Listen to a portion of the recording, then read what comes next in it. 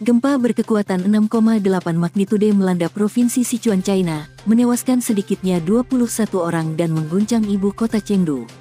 Pusat gempa berada di Luding, kata Pusat Jaringan Gempa China, sebuah kota di pegunungan sekitar 226 km barat daya Chengdu. Beberapa jalan dan rumah di dekat pusat gempa rusak akibat tanah longsor pada Senin, sementara komunikasi terputus di setidaknya satu daerah, menurut televisi pemerintah.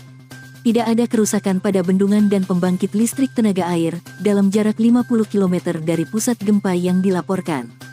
Gempa bumi biasa terjadi di Sichuan, Provinsi Barat Daya, terutama di pegunungan baratnya, daerah yang aktif secara tektonik di sepanjang batas timur dataran tinggi Qinghai, Tibet. Seorang penduduk bernama Jiang Tanli mengatakan, dia bersembunyi di bawah meja selama 5 menit di apartemennya di lantai 31, sementara banyak tetangganya bergegas turun. Ada gempa bumi yang kuat pada bulan Juni, tetapi itu tidak terlalu menakutkan.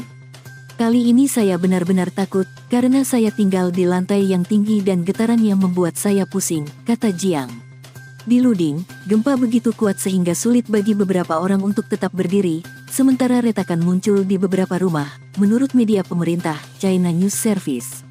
Sebanyak 39.000 orang tinggal dalam jarak 20 km dari pusat gempa dan 1,55 juta dalam jarak 100 km, menurut televisi pemerintah.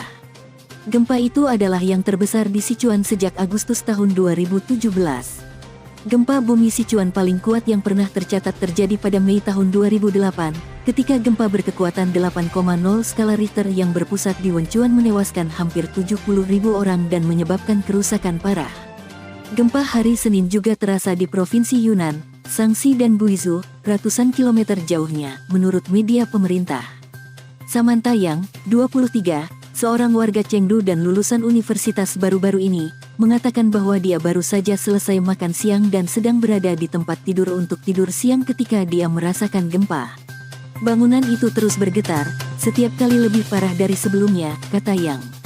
Sungguh, ini adalah yang paling menakutkan sejak gempa Wenchuan 2008.